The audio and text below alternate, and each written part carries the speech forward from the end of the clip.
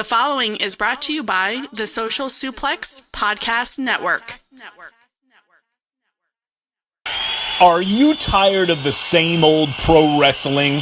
Then check out the amazing action on Powerslam.tv, the biggest indie pro wrestling channel in the world. Get over 4,000 hours of the best pro wrestling events from over 110 of the biggest names in the industry from over 15 countries around the globe. Get your free trial today at Powerslam.tv.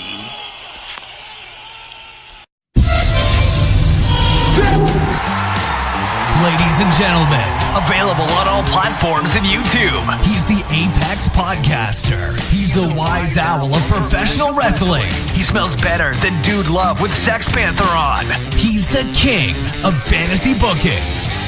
He is your favorite podcaster's favorite podcast. He is Omega Luke, and you're listening to the Omega Luke Wrestling Podcast.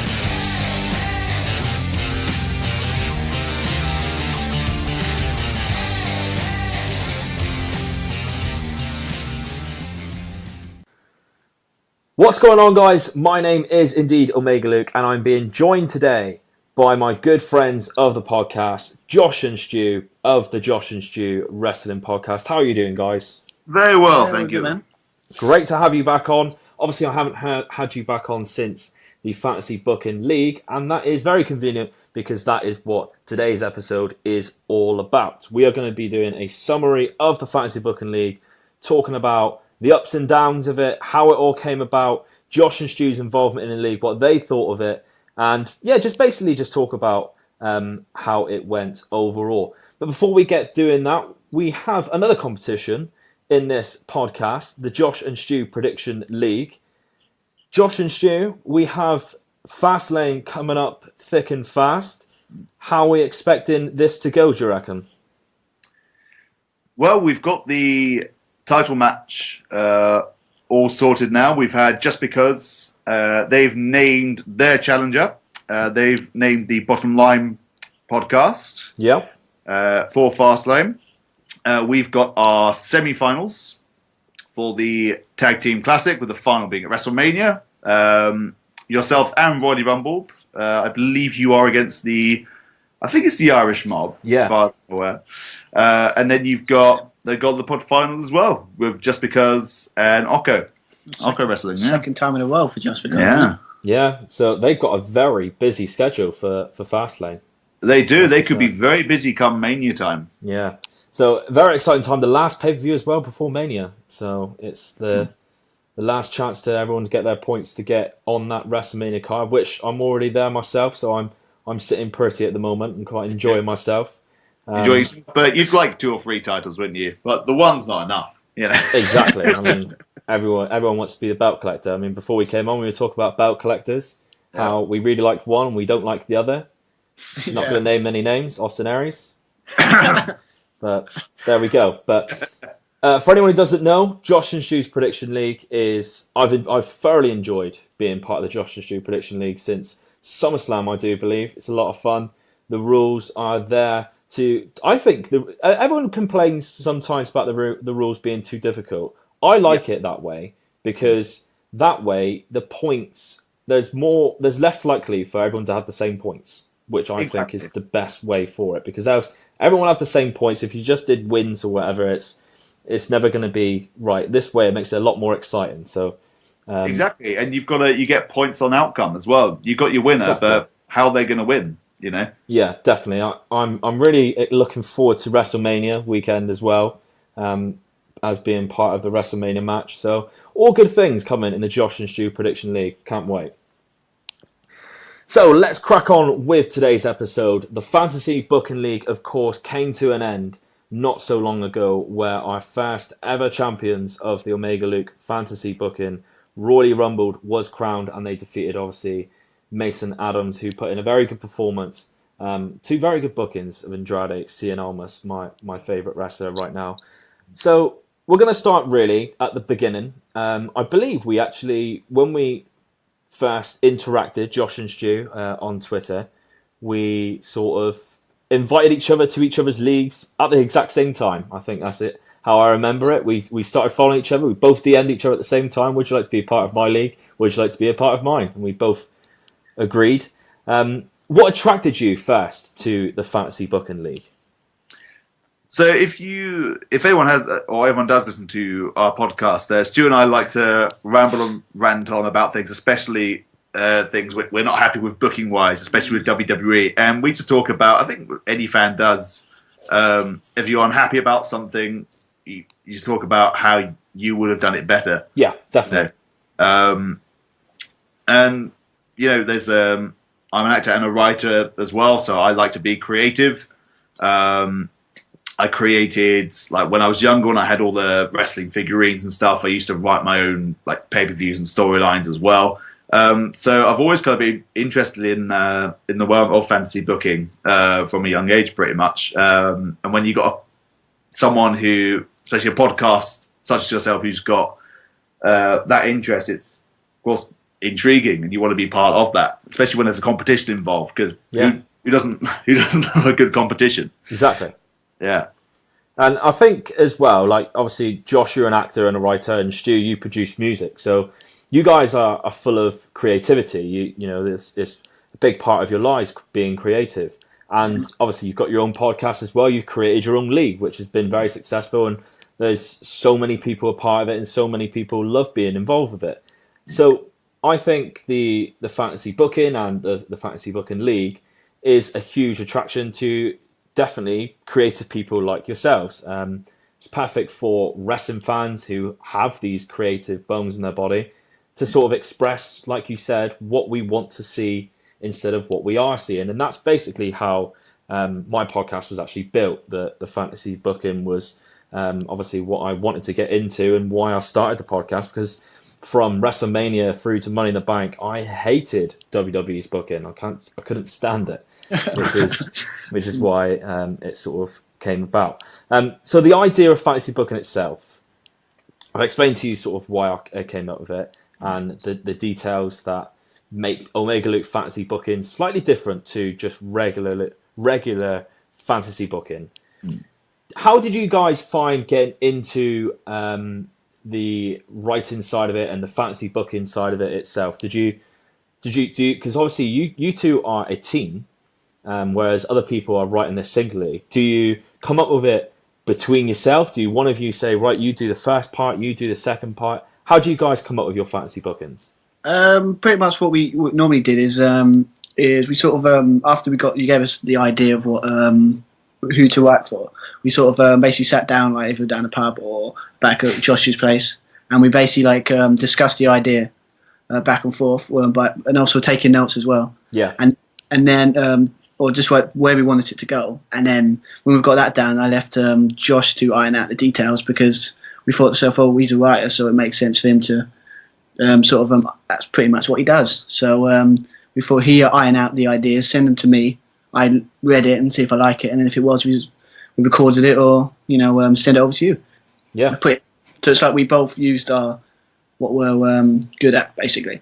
Yeah, and I want to bring up the last booking that you guys did, the Nexus, where you both took slightly different paths and sort of met at the end. So I can't remember which way you both did it, but one of you guys did Raw, the other one did SmackDown side of things. Was that like a joint thing again in the same way as what you just described, or is that two very separate? Like, let's have a bit of fun here, let's do something different. You do one side, I'll do the other.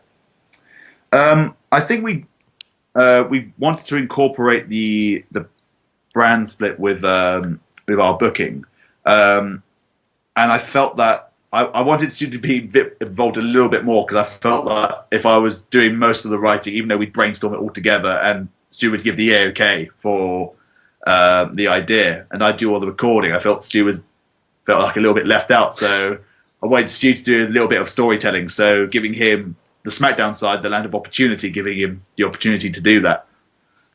And I'm a big, and to be fair, we kind of SmackDown when I used to watch it when they done the first brand extension. I couldn't watch Raw, so SmackDown was like the show I could watch, and I always enjoyed SmackDown, so it made sense to me to record it doing SmackDown. definitely. I think SmackDown, especially, well, maybe not the last couple of weeks, but for like the last year, has been not the dominant brand that WWE itself thinks of it. I think SmackDown's been the favoured brand by the fans. Yes. Which a lot of people can talk about. Well, going back to the setup and the format of the league then. Originally, I sort of wanted to do... I always had the idea of having 10 people, so I believe you guys jumped on board around about 7 or 8 when I had just had a few more spots to fill to sort of have my league. Obviously, I needed an even number because else it wouldn't make sense. I thought 10 people would be enough to make it a little interesting, make it competition. And then I watched the G1. And I mean, you guys also followed the New Japan G1. We spoke about it before.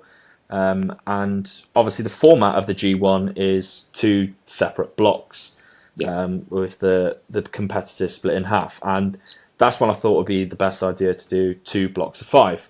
So would you say that the 2 blocks of 5 worked best with the format of the Fantasy Booking League?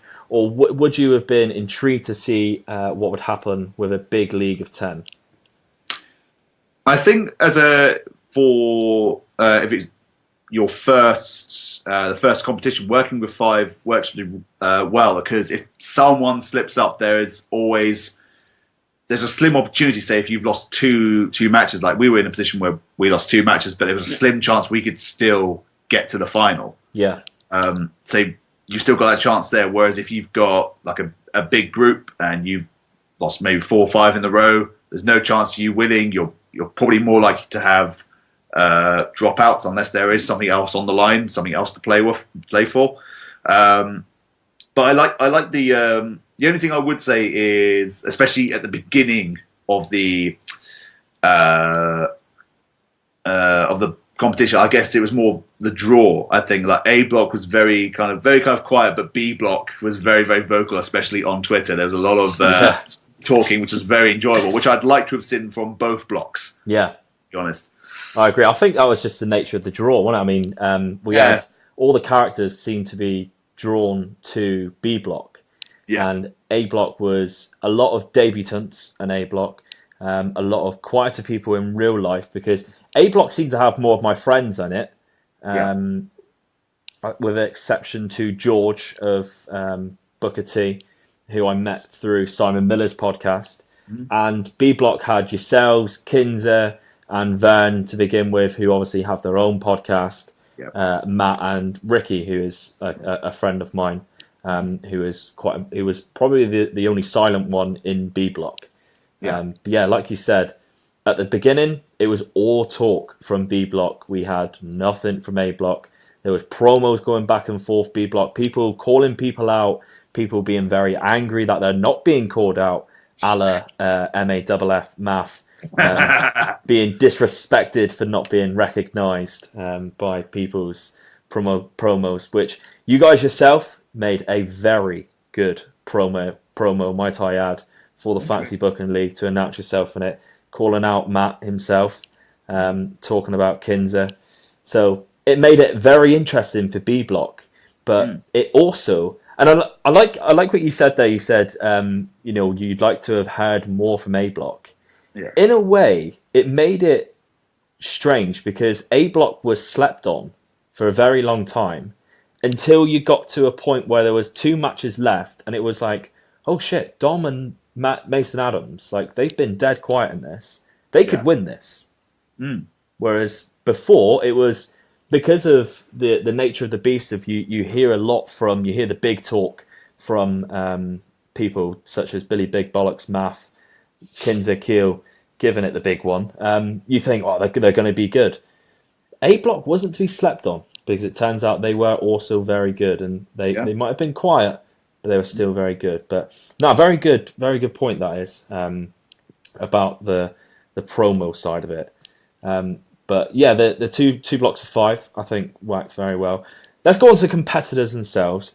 Beginning with the OGs, obviously we had Scotty, Top Knotty, and Kinzer Keel eventually pull out, but they were originally in it. Were you? I suppose you weren't really aware of anyone else in the Fantasy Booking League until Royal Rumble came along. before, other than obviously through the Fantasy Booking League. At the beginning, when you came into it, who were you sort of predicting would be the best? It's difficult to tell. I think we got that kind of question when we started off this league. We'd not heard anyone give their ideas, so we didn't know of the standard that we were up against. So yeah, it's difficult to answer that question really. But if everyone's as passionate as we are about wrestling, they're bound to be of like decent quality of well, I think so anyway. I mean, from what we went from the opponents we went against, I mean, the quality of fantasy booking was like really high and really good. Yeah. So I don't know. I wasn't really expecting like anything really. It was just fun. We can do for us. It was just more fun. We could do fantasy. Yeah. Some like we've always wanted to do fantasy booking, and it's just nice we can do it in like a competitive nature. So yeah, it was really nice. Yeah, I mean, I sort of wanted. When I thought of the Fantasy Booking League, I had a vision of having an amalgamation of my friends who are wrestling fans who I had on the podcast before when I first began, and guys like you, podcasters, Kinzer and Van, who want to get involved as well. And I felt I got that. I thought I had a good sort of amalgamation of both of those groups, because having my friends involved is very important to me. That's the main point of my podcast to begin with, is that I was always talking with friends. And from this, I've made more friends from having guys like yourself on, and in future episodes, obviously with Royally Rumbled and everyone like that. So I think the competitors themselves, or was, what's the word I'm trying to look for here? Very respectful to make the league what it was. Like I had a vision in my head, and the competitors blew it out of the water for me, because it made it bigger than what I ever thought it could be eventually. Because like I don't talk about it a lot. I've mentioned it a few times, and the reason why I've continued doing fantasy booking after is because the amount of people who would DM me and sort of say, Can I join? After a couple episodes had come out, people weren't sure at first what it was all about. They give it a listen, they thoroughly enjoy it, and then they want to be a part of it. I think that's like the special thing about it. The competitors as well that you guys face. So you mentioned there, Stu, you had some very tough opponents, and I genuinely have always said it. You guys were the unluckiest people in the league. You really were. Yeah. Because your first match, you come up against MAFF, Math, when he was on form, which is fair to say, because we've seen Math now very off form against Vern, when he got trounced really by Vern. And you guys booked Elias. You did a very good, very detailed booking of Elias, and unfortunately lost to Math. You then come up against Ricky Dent, I believe was the order. Yep. And Ricky that was his first match, and he was incredible. Like, he took his time, he was very good. And then after that, Ricky had two very mediocre bookings compared to his incredible booking of Bray Wyatt. So I've always said that you guys were very unlucky. And the Royally Rumbled one, I think both of you guys just smashed out of the water. Yeah. And it was just a case of they were just slightly better, in my opinion. But like, there was no point was there a poor booking from you guys. Just very unlucky. I mean, how did you guys feel about your side of things going up against these guys in these matches? Yeah, I think the one which that especially got away from us the most, I think, was our very first one with Elias. I thought, like, especially with Math's side, it was very good. It was very kind of, if you're looking at fantasy booking, I saw it as very kind of safe as having Seth Rollins and Finn Balor, even though I think they'd be good matches. Yeah. But I think with our own Johnny Gargano, I think we incorporated well, not only Gargano's story, but also Elias's story. And we also had Lacey Evans doing other stuff as opposed to just turning up down the ramp and then buggering off. I did not like that. I think that's really enjoyable. Yeah. Yeah, that's one that got away from us the most. One, we kicked ourselves with Bray Wyatt because we made the mistake of, yes, we build up Bo, but then it turned into Bo's story, and then Bo won, so Bray's now back to square one. Yeah. Our favourite booking, I think, was our Sonya Deville one, even though you could say it was unrealistic having both titles, NXT and NXT UK. The payoff, I was really, really happy with that. And just the misunderstanding, I think, with it felt more of like two kind of invasions, or if it was like an Undisputed Era focused booking, we could have potentially won that one. But in terms of like invasion, we probably got that wrong a little bit. The Nexus point 2, yeah. Yeah. I mean, you mentioned your Sonya Deville one there. I think that's where you guys really shined. With the Sonya Deville, you kept it more simpler than the other ones, and you were able to give more detail to the points which made it incredible. Like you mentioned, the payoff. Yeah. I've always sort of said like the fantasy bookings that everyone does would be pointless if there wasn't an actual payoff at the end. And people have tried different ways of incorporating a fantasy booking payoff in the league or outside of the league, and I think what you guys did with the Ronda Rousey and bringing Nunes down to the ring with Sonya Deville, like I said during the feedback for that one, was genius, because obviously Nunes is the woman's MMA fighter who defeated Ronda Rousey. And Holly Holmes as well. Holly Holmes, and that would just be like a massive head fuck for Ronda. And it was really good how you sort of played that into your fantasy booking, which obviously got you your victory against Vern, who put up a very good fight in that match, may I say. Yeah. He sort of came on leaps and bounds. He's actually, Vern, his last match, which never actually happened, he recorded for it.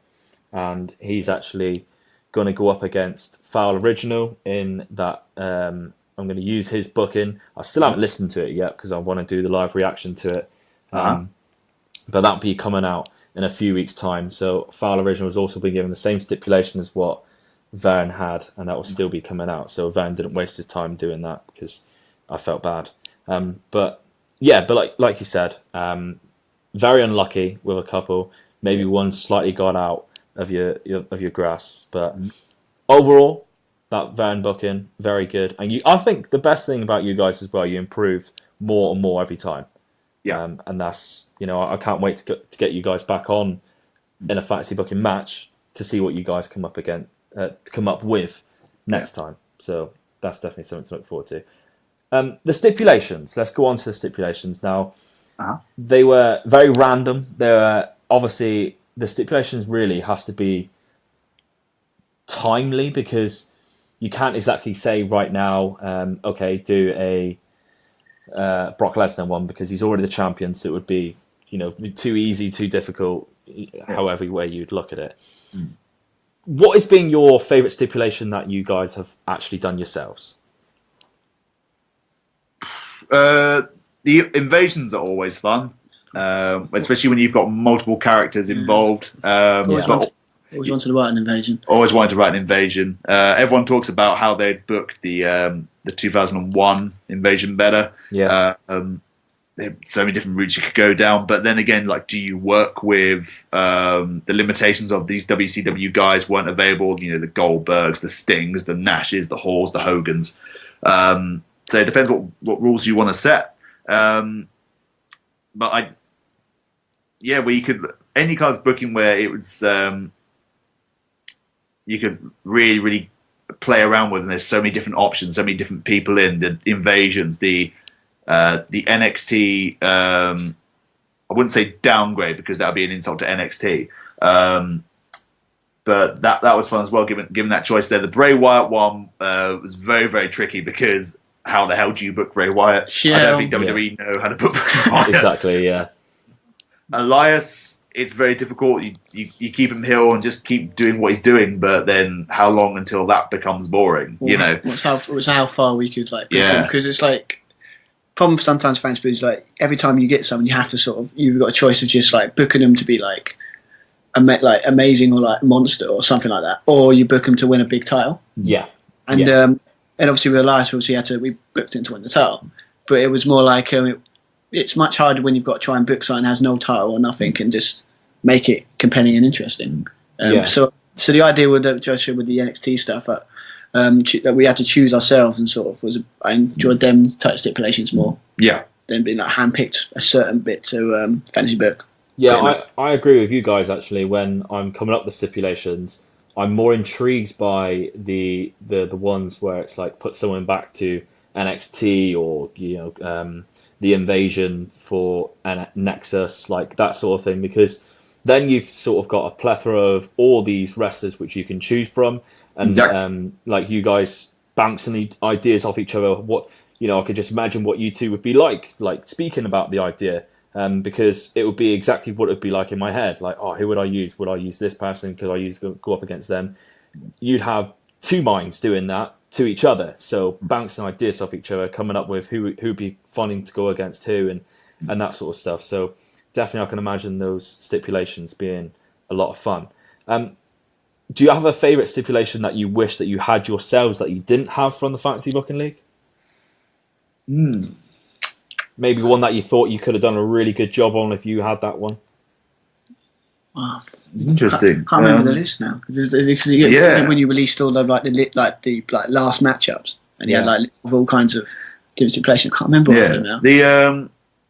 The UK one against NXT UK against NXT would be interesting. Yeah. Andrade would be interesting as well. We were just speaking about that earlier, especially that match with Gargano. Did you look at how, especially Andrade was presented in that match against Gargano? Going back when he defeated McIntyre, everyone was shocked about that because McIntyre was meant to be the next face of NXT. Yeah. And so I think some people saw Andrade as like a transitional champion. Okay, this is Johnny's time. But I think if you were to put like non-wrestling fans like in a room, or even just wrestling fans who did not watch NXT, and you saw just the entrance alone of Andrade Cien Almas for that NXT takeover against Gargano, you'd ask them, okay, how long has this guy been champion for? You'd probably say, oh, he's been champion for a year, 2 years, 3 years, because he looks like a main event attraction. He looks like no one's beaten him for ages. He looks like a Bruno Sammartino kind of reputation. An untouchable character. Yeah, exactly. And he came across in that match perfectly as well. And he delivers. Yeah. Like when he's in the ring, it's like I don't think I've ever watched any like bad match where you think, oh, he's terrible. It's like he always delivers. So it's just like So then would have liked to have done that. Yeah. So you just thought, so that booking's like, okay, so how do you book that year, that 2 years of how he's been an unstoppable force? Yeah, especially as well because I think he's got a really good moveset, which is very easy to describe, but also when you are describing it, paints a good picture in your head because people are very familiar with Andrade Cien Almas' moveset because it's very unique at the same time. Yeah. And of course, you get to do promos pretending to be Zelina Vega, so that's of course also always very fun. The evolution of bookings is something that I really want to sort of dive into because the first episode that we have of the Fantasy Booking League, Mason Adams versus Roberts, where it ended in a draw. And this one, when you look at the difference between that booking and the final, I mean, it's leaps and bounds compared from the two. I mean, this one ended in a draw because both had very big errors. Roberts didn't have any detail in it, but a good idea, whereas Mason had detail, but not a very good idea at all. And he needed something with a twist to make it. I believe they did Dean Ambrose, and neither was good enough to win the match. Whereas we go later on, and two people, for instance, Nev and Dom, who also drew a match. They drew a match because I couldn't pick someone to lose. Neither of them deserved to lose. Yeah. So, and that was only like a couple of months difference.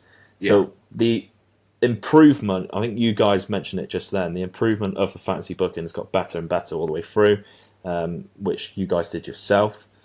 What do you think? Do you think it's because of the competition? Like, people are listening to each other's, thinking, I need to do better than that, or picking ideas off each other. What do you think it is that makes the bookings just get better and better? I think with any kind of art form, whether that's writing or whatever it is, you look at influences and you just go, oh, that's really good, I'm going to steal that bit. You know, I like that. You know, we had people, you know, when we played like sound clips, people would start playing sound clips. When people started doing commentary, people started doing commentary, just making it fit with their style, and then people finding their style. Yeah. As well, I think the only team, and I think that's why they're champions, is they found their style pretty much like the first booking that Royally Rumbled. You know, one person would do the kind of layouts and the narrative, and one person would do the commentary and the promos. So having a really clear style. And I think having the feedback as well, when you've got the one judge and yourself, the feedback's been incredibly useful. We always try to bear that in mind. Whenever we were brainstorming, Luke wants to see more of this. He doesn't want to see any more of that. There's too much detail. There's not enough detail. It's far too long. I think we're the only booking where we got to know, okay, don't make it too long. And then the next one you had to cut about 20 minutes out of because it was too long. Yeah, that was true. I mean, I think you went from one booking which was 45 minutes to about 50 minutes long, and I messaged you guys like, oh, just make it a little bit shorter next time, guys. And then it came through and it was about 49 minutes long. And I was like, I'm going to have to take some out, guys. But it's all good, because that's because really you were listening to other parts of the feedback where, right, we need to do more detail on this, or we need to add this in. Yeah. We need to, because that was your Sonya Deville one, I believe. And you sort of, Yeah. that's where you made the big improvement from Bray Wyatt to Sonya Deville, where you won the match, where you made the big improvement. So, like you said, I think you hit the nail on the head there. People finding their style. You are completely right. Royally Rumble came in, and their first booking is the exact same, like, style, if you will, as their final booking, which was their third or fourth. Yeah. So. Yeah, they found their style straight away. Whereas the other finalists, and maybe yourselves as well, Mason Adams and yourselves, you guys started with a certain style and ended with a completely different side of things. I think Vern's also done the same. He's got better and better. I can't wait to hear this one, which he has, which is the World War on WWE TV. So that's going to be USA versus Europe on WWE TV. That's coming up soon, and yeah, like the improvement and the style sort of linked into one, and that's caused us to become better, to have better bookings from everyone and get better. The addition of Royally Rumbled, who you mentioned there, who brought in I call it the 2-man trick because I don't really know what to call it, but you mentioned there, someone says the narrative, lays up what's going to happen. Yeah. Then the other one says the promo. Very clever, and it works very well. It's sort of like, for audio purposes, it sounds really good. Yeah. That was the first like innovative style that I felt was brought into the league as an individual thing that obviously set themselves above everyone else. And then you guys brought in the introduction of sound effects. You mentioned it there, which has now become a custom to enhance any booking, and it seriously works. I mean, from your booking where you did it to the final where even Mason Adams went off by himself and did it himself because he wanted to make it sound better. So it's because you guys are competitive that you've brought these effects in. You want it to be better. You want to improve on your last booking. And it does improve that. Is that sort of like when you guys were discussing your ideas, was it sort of like a brainwave or should we try this? Do you think it will work? That sort of thing? I think we used it first off with with Adam Cole. And I think whenever anyone says Adam Cole, you instinctively want to go, baby. Yeah. So and it just helps create the anything that helps create a picture creates the image. We had images of Adam Cole on top of the stage doing it, on top of a cage, on top of a forklift. We just wanted to create that image as if you were watching it, whether it's on the network or watching it there live. Yeah. You want to storytell. You want to create those pictures so people can imagine it, and they can immerse themselves into it, as we have when we were creating them. Yeah, I think now it's like sort of really good because people are using the actual theme music, even though I had a bit of a copyright thing about it on the last one. But people are using theme music really well as like interrupting the promos and stuff like that, and it's sort of like a really good, like if you were actually watching it, it's like a bit of a pop. It almost like makes you want to pop when you hear the theme music in a fantasy booking. It's a very strange feeling, but I think I'm quite excited to see what the next sort of innovative thing that was brought into that is going to be bringing into fantasy booking, like what you two guys have done and Royal Rumble have done. So your journey in the league, unfortunately for you guys, obviously you didn't make the final. How did you feel your journey was in total? Do you think you deserved where you finished? How do you guys? And be honest, I think this is the hardest part for me about this league is I'm the sole judge, and it is going to be very opinionated because it's not like right or wrong answers. But yeah, be honest. How do you guys feel your journey went in the league? Yeah, I mean quite well. I mean, because obviously when we first done it, it was a new concept for us, and we were just trying to figure out how to do it. But then I just think our journey was like it was an improvement. Sort of like we started off, we were sort of good, but then near the end I thought I really like enjoyed our last booking. So I thought it was just like a gradual journey of improvement, I would say. Good, yeah. In terms of writing, for sure. In terms of results, and I've said it before. Losing out, especially Bray Wyatt, that was our bad. Having Bo win, the invasion was more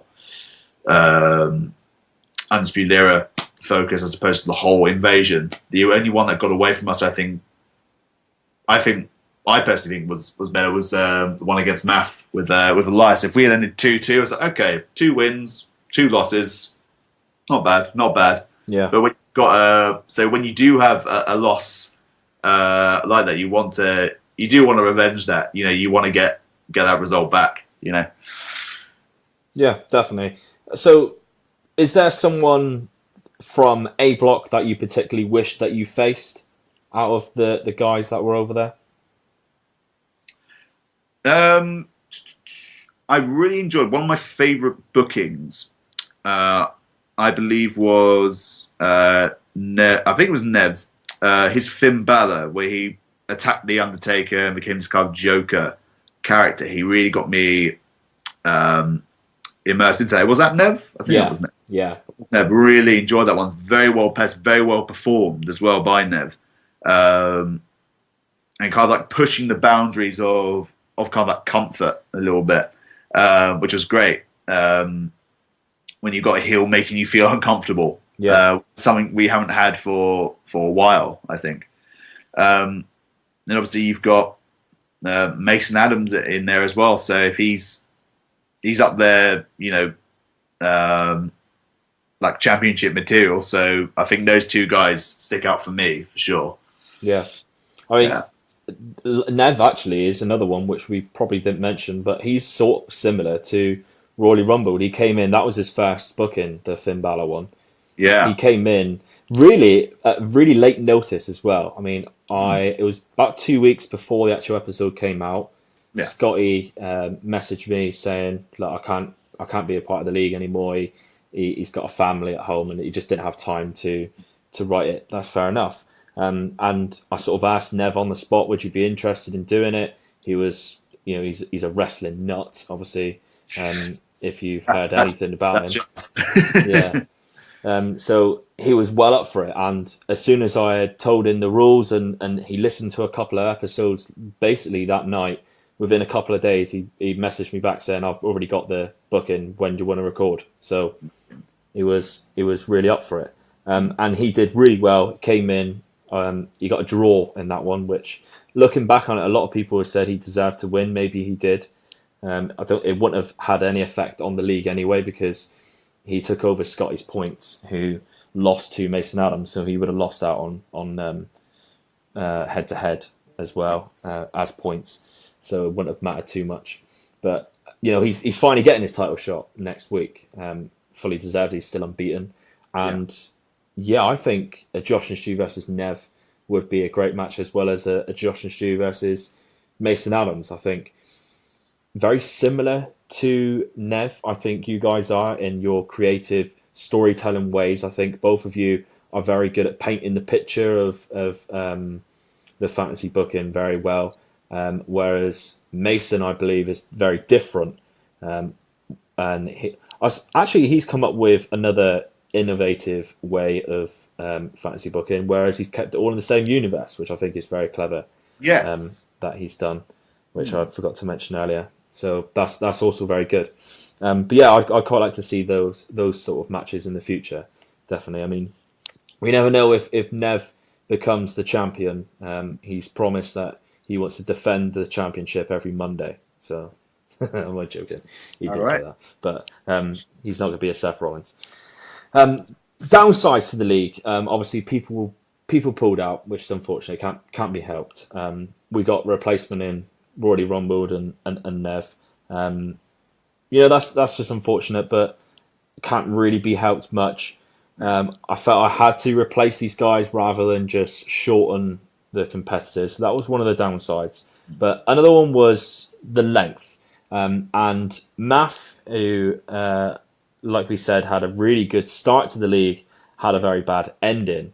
The reason he put the fact that he had a bad ending was because of the length of time he wasn't fantasy booking. He sort of not lost interest, but lost his flow. Would you guys agree that the length of time that it took to record all these episodes could be like a downside to it? Or do you prefer the breaks in between to sort of listen to other people's ideas, pick up new ideas, and then come in fresh like a month or so later? I think we had, I'm not quite sure what Stu thinks, but I think we had a good draw, I think, where we got a good number of weeks to discuss and finalize our booking. We didn't have any short turnarounds, as far as I'm aware. So no complaints really my end. I think. What do you think, Stu? No, I think it was fine. Really, I mean, I think it's just because it's time of like thinking of an idea, then sort of like was discussing it, then sort of like getting notes on it, and then sort of then have to just write the idea, then have to record it. I think the length of time was, I think it was quite pretty decent because it gave us time to properly like flesh out the idea, and see what's going on. Like I said, the other podcasts that were in the fantasy league. So no, I could definitely see that, because sort of then you get like the 2-3 weeks to sort of hear everyone else's, have a bit of a break from writing it, because you guys will know you've wrote 4 already. Like you can't do write these fantasy bookings in half an hour. Like it takes a long time to do, in which I'm always very grateful for everyone who's took part in the league, because I've done a lot of these myself. I know how long it takes. Like my Andrade scene, almost part 1 to 3, probably in total took me about 8 hours to write. And that's without recording it. So I know how difficult and time consuming it can be. The final itself. Josh, I believe you listened to the final, but Stu hasn't. Is that correct? Well, before we done recording, I did like let me in on what both of the bookings were. So I've got a rough idea of what both are doing. So not completely out of the loop in this one. Yeah. Do you guys agree with Royal Rumble being the winners here? Because I'll be honest, like it's all done and dusted and everything, but I've heard a couple of people maybe disagree, but majority of people agree that Royal Rumbled were slightly superior over Mason. I think Royal Rumbled, I think they edged it for sure. We're fond of a good tournament, especially a King of the Ring one, and especially when you bring it back to the bring it to the UK. You got a king there. I like the fact that that Naito-esque kind of. As soon as they handed him the scepter and the throne, the crown, he just threw it away, and so he just bounces on the chair. That was brilliant. Incorporating a few dream matches in, not because of it's a fancy book, I want to get these dream matches in, but because they made sense, and they protected that. I think, as you said as well, protecting Almas and making all the other competitors look strong. Yeah. That's something we try to bear in mind is you're not just staying with a feud. It's not just one story. It's two stories. It's one person's side and it's another person's side. So they got some Aleister Black story in there as well. They've got Rey Mysterio's injury. They have Finn Balor in there as well. All nice and clear. I'd like to have seen. I think the only two things I'd say about that cons probably would be, I think pacing was going into the tournament, I think, fairly slow for them. And I'd like to have seen how they would have got to Andrade against Seth Rollins. So that feud itself, I'd like to have heard more about that, especially if Seth Rollins has just become the champion after SummerSlam. Yeah, I think you hit the nail on the head there. The King of the Ring was a good way of, like you said earlier, it's hard to have an individual fantasy book without going, they win the title. Yeah. Or they lead to a really good WrestleMania match or something like that. They brought in a King of the Ring tournament, which I didn't see coming. I'm pretty sure no one else would have seen coming. It was very different, but also very cleverly done. And you also mentioned there which, even I've never really thought about, but yeah, you are booking two sides of the story here. You can't be so one-sided that when you're doing a fantasy booking that you don't acknowledge the opponent, because else there's no meaning to it, there's no depth to it. And I think they were very good at bringing depth to the Aleister Black story, because I think they even made Andrade Cien almost lose at the beginning of the booking and make Black look strong. So yeah, it was very cleverly done. But overall, thoroughly enjoyed the Fantasy Booking League, and congratulations to Royally Rumbled. Thank you very much, Josh and Stu, for being a huge part of it, and for improving time after time. Your fantasy bookings put a lot of time and effort in, so a massive thank you from me for that. And here is my invitation as a thank you, and as a thank you for coming on the show today. I'd like to grant you a chance to pick an opponent in your first return fantasy booking match. You don't have to tell me now if you want to go away and think about it, and we can announce it at a later date. But as a thank you for coming on today and discussing the league, you get to pick your next opponent. So amazing. Cool. We shall have a good ponder about that. Yes, indeed we will. Definitely. But all well and good. Would you guys like to tell everyone who is listening where they can find you? If they want to join the league, how can they do that? And all the other good stuff, what you've got coming up for your own podcast as we lead to Fastlane and WrestleMania. What do you guys have in the works? At the moment, obviously, as we said earlier, we have our champion, just because has decided who they're going to face. The Bottom Line Wrestling Cast. So that should be interesting, because obviously I don't think just because is ever since they won the title from Royally Rumbled, so their promos have been quite interesting, and they're big, they're a bit cocky. So it'll be interesting to see if someone can take the title from them before WrestleMania. Would be quite interesting. And also we've got got the pod things. The final Just Because in there as well. Tag stuff as well. Yeah. It's quite disappointing we got knocked out of. Yeah. And also it would have been nice to win that, but then you got obviously we're going to hopefully do our view of Fastlane, all that kind of stuff, and hopefully our press conference will be back soon. Press conference will be back soon. We're also doing Takeover as well, the final round. Yeah. I believe you're doing very well in that at the moment. You've got another good shot of preventing someone else from taking a shot at taking a place at the WrestleMania Championship game. I have, yeah. Yeah. So after WrestleMania, at WrestleMania, we're going to have the multi-man championship match for the JSPL championship. So you qualify if you're the champion, top of the table. Go to the pods, Royal Rumbles entries, etc. And the Survivor Series game as well. We've got our Callaway title. We'll have the fun of the Tag Team Classic. We might have another 1 or 2 exhibition matches depending. And then the league will reset after WrestleMania. And stay tuned for that because we're going to shake things up just a little bit. A little bit of a different concept. Oh. So keep an eye out, especially on we'll announce it especially on our Twitter at Josh and Stu Pod, or we'll email all the details as well at joshandstewpodcast@gmail.com. Well, I'm very intrigued because I've been waiting for the league to reset so that I can actually be a bit of a competitor in the league. Because obviously I joined in SummerSlam, so I believe 5 or 6 pay-per-views, which put me out of the actual league title picture. Obviously I've had a couple of title matches which I've failed miserably at. I think is one of I think my last title shot where I came dead last overall in the standings with 4 points was a definite low point in my Josh and Stu Prediction League career.